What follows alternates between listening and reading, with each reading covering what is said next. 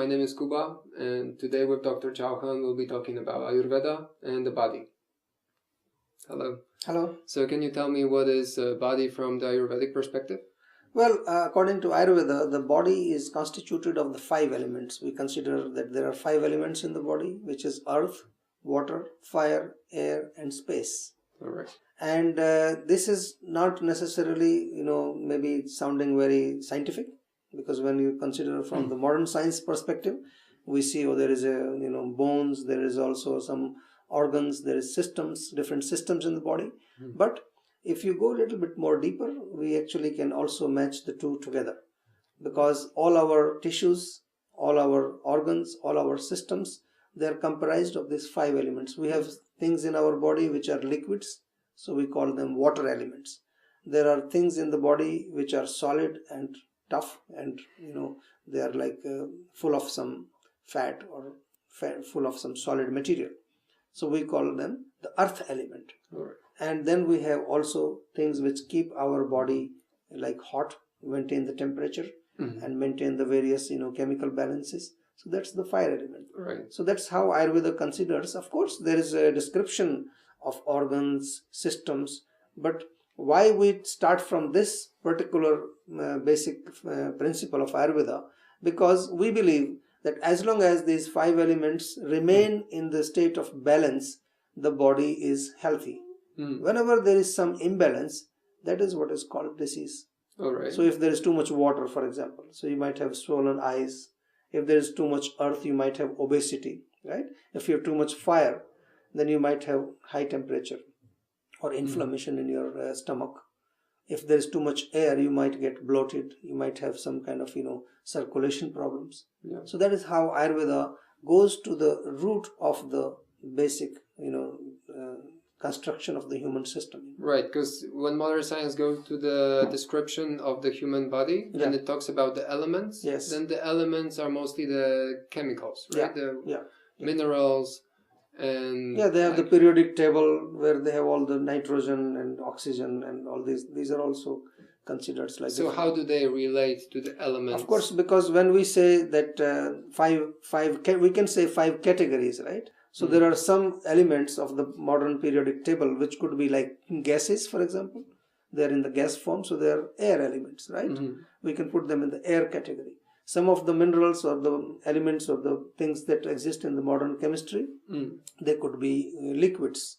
So they come in the water element. Some of them are like solids, like some solid piece of stone or some, some earth. So that comes in the earth element. But does that mean that minerals themselves are also made up of the elements that you mentioned?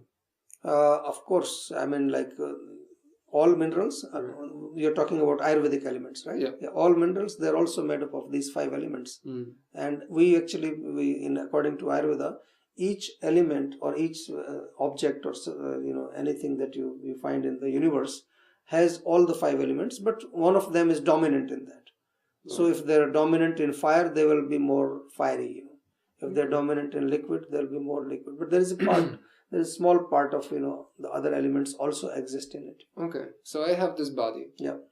And when I say my body, I hear that I say my body. Yeah. So there is someone there that holds the body. But what I'm more interested is, what is then in my body particular? What is the element that is dominant?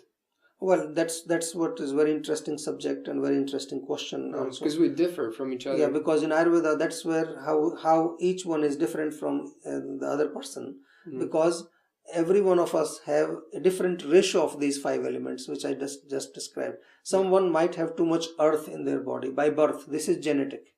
So that's called the constitution of the person. Right. So those who are having a lot of earth in their body, they're more bulky, they're more obese, they're more little bit chubby.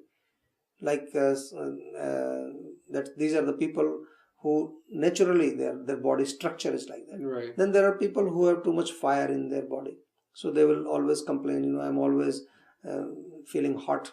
Even in the cold climate, they're feeling hot. They're sweating sometimes. Right. And then there are people who are dominant in the air. For example, very skinny, tall, something like you. Right. That could be this. Yeah. So this is how we differentiate the people, and that the basis of differentiation is these 5 elements actually. Because once I made this test on bodybuilder kind of website, although I didn't build up my body much. But it went to be mesomorphic or mesomorph. Yeah. And there were also endomorph and exomorph. Yes. Do they relate somehow? I think, there's something similar concept in Ayurveda also. Right. And that's where we also primarily divide 3 types of bodies. But we actually have combinations also. Okay. Some people could be like a combination of earth and fire. And some could be the combination of earth and air, for example. So in that, and some could be dominant in all the basic 3, which is fire, earth, and air. Right. So we could have 7 types of constitutions according to Ayurveda, and this is the basic important thing for health. Right. If you want to be healthy, you must know who you are. It's like understanding your design. If you have a car and if you don't know what kind of car you have, then you may have problems. So you have to understand.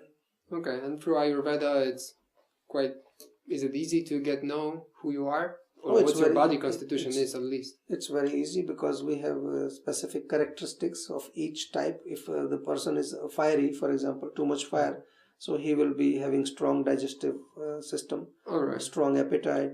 He will be always very hot. He will be in mind very, So about that we'll talk later on. Okay. And thank you for the introduction to my body. Okay. Hello. All right.